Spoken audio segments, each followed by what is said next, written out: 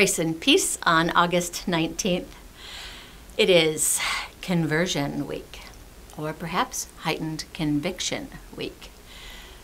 Conversion, in my mind, conversion charts.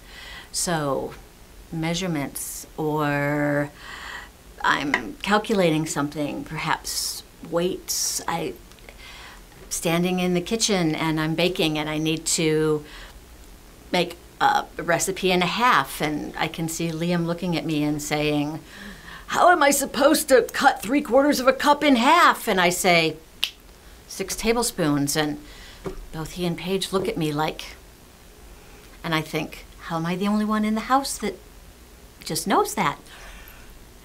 Conversion charts. You're making one thing into another, and you just do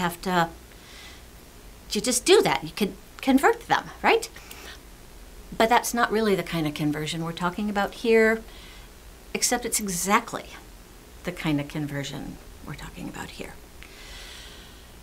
Pastor Scott and I just recorded the closing, 16, 17 chapters of Genesis in a Bible study. So we're talking about Joseph. And for the Bible study, we're talking about Joseph as Hazadik, right? So he is the righteous one, which is different than Zadik bi Azin. I don't think that's the right word. So righteous, or just righteous in your own eyes. And I pulled the wrong Hebrew word, but so we got it in English.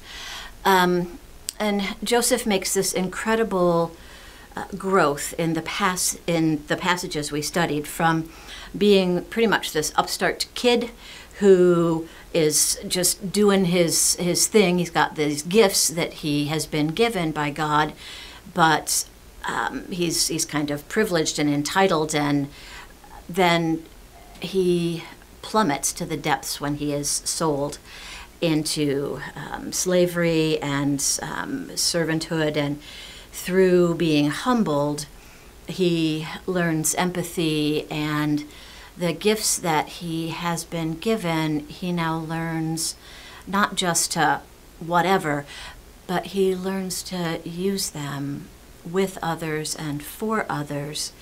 And through empathy, he learns grace and forgiveness. And these gifts of God are converted into gifts for everyone.